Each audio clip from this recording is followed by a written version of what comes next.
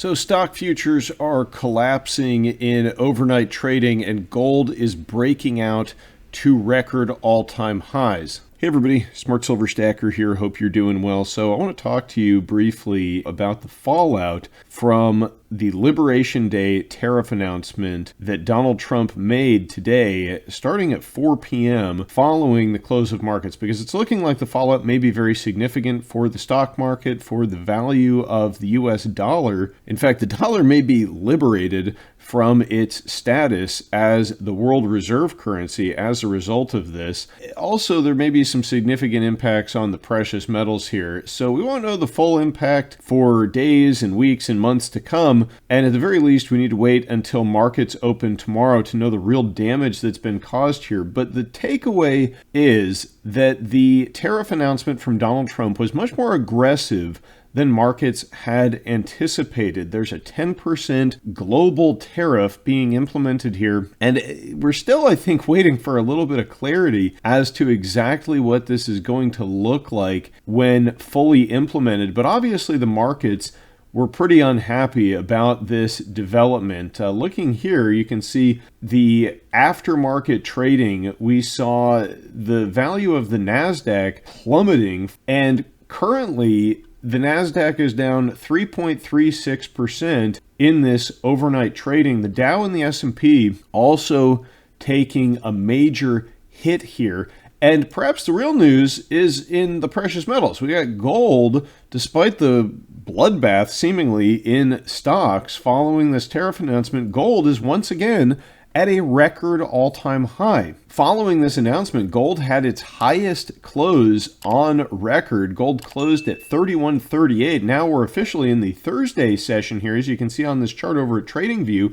And right now, gold is above that, 31.52, so record all-time high. In fact, the intraday high that was recently hit in the past couple hours, 31.67. So gold is ripping higher. I want to talk about silver and copper here briefly as well, but first, just look at what is going on in retail bullion products over at SD Bullion. These are graded, slabbed, pre-1933 gold coins. You've got gold at 31.66 is what SD Bullion is quoting here. I think that's probably the futures. They're selling these for 32.02. That is an incredibly low premium for a slabbed and graded coin. And this shows you that retail investors really aren't paying much attention here. So to me, I mean, this is still a time to be buying and accumulating hard assets. Gold is breaking out, but no one's buying it, right? Retail, that is. Institutions and central banks, I mean, they're loading up on this stuff as a safe haven. The smart money is moving in. That's what's driving the spot price higher. These $20 ungraded coins, these are trading at almost spot. I'm going to pull the calculator up here, and you can see that these are going for $30.93 right now, or $3,093. And each one of these has 0.9675 troy ounces of actual gold in it.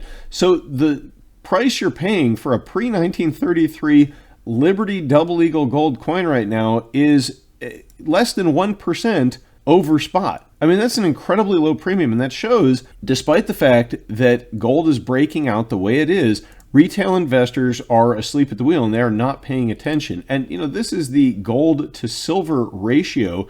We've got silver pretty much hanging tough right now, but gold is breaking out. So this has gone up to almost 93. And what this is telling us is that the bull market in precious metals, despite the fact that it is very active and both metals are up significantly year over year and gold is at record highs, they are both going much higher, because during a precious metals bull market, like you can see here back in 2011, at the peak of the metals market, this went as low as 32.29. And that is what one would expect to see at the peak of a precious metals bull market. But despite the fact that the metals are doing what they're doing, we are still at the very early phases of this bull market. We'll get into some of the reasons why here in just a moment, but let's look at silver.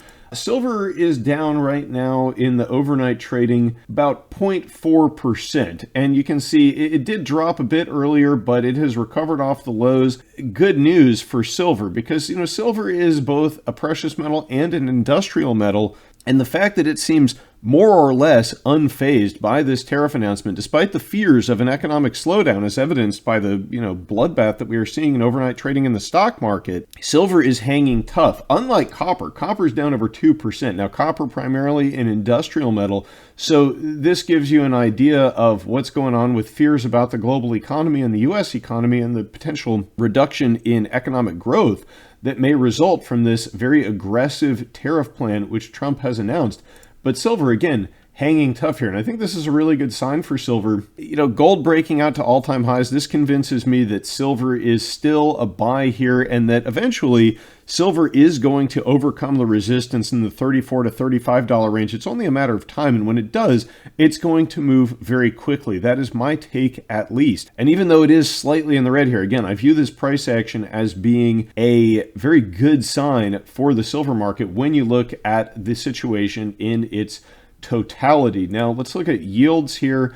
We've got the U.S. 10-year yield coming down to almost 4% on the news of tariffs, likely a result of a flight into the perceived safe haven of treasuries. So people are buying treasuries. That's causing the yields to come down. Now let's look at the dollar here real quick, because the dollar did not like this news at all. The dollar is now at the lowest place it has been since October of last year. This is the DXY. So the dollar as measured against foreign currencies. And the reason I said that the dollar may be liberated from its status as the world reserve currency, well, that's been a game that has been in motion for some time here with the global trend of de-dollarization that we've covered extensively on this channel. But the tariffs are a significant move in that direction, because think about this. As tariffs go up, and the stated purpose of this is to reduce U.S. trade deficits, that means fewer dollars moving around the world, right? If we're shrinking the trade deficit, which when you have a high trade deficit, that means you're importing goods and services and you're exporting dollars around the world. Well, as those trade deficits shrink, that's going to mean less dollars going around the world, less demand for dollars, and that means an undermining of the dollar status as the world reserve currency, and the dollar playing less of a role in international trade. I mean, tariffs, I hesitate to use the word isolationist, but they do mean a cooling of international trade. And again, that means less dollars around the world, so the dollar's role will be impacted here. And also, Trump, this is not an accident, I don't think. He has said repeatedly that he wants lower rates. He has implied that he wants a lower dollar, and he has stated that he wants to reshore U.S. manufacturing. And one way you can do that is you can weaken the U.S. dollar, and that will make U.S. exports more competitive if they are cheaper to countries around the world. I think this may all be intentional, and a weaker dollar is going to be very positive for the precious metals, and I suspect that that is one reason, as well as the flight into safety. And there's also the geopolitical situation that is developing in the Middle East, which is causing safe haven demand for gold, and I think that will bleed over into silver as well here eventually. I'm not going to really cover that in the video. It's kind of late, and I just wanted to get this video out tonight to provide some coverage because things are moving very quickly here. We're going to have to wait and see how things play out at market open tomorrow. I mean, there have been times in the past when we've seen these knee-jerk reactions overnight, and then by the time markets open, everything normalizes to some extent. So that is possible, but it's also possible that we may witness an absolute bloodbath in these paper markets when they open tomorrow. So something to follow closely. It's never been a better time, if you ask me, to be into hard assets, especially physical bullion without the counterparty risk. The coins, the bars, the rounds, the gold and silver that you can hold in your hand. But let me know what you think in the comments down below. If you enjoyed this video, check out the one that's popping up on your screen now. Thanks for watching. Don't forget to like, comment, and subscribe. Smart Silver Stacker, out.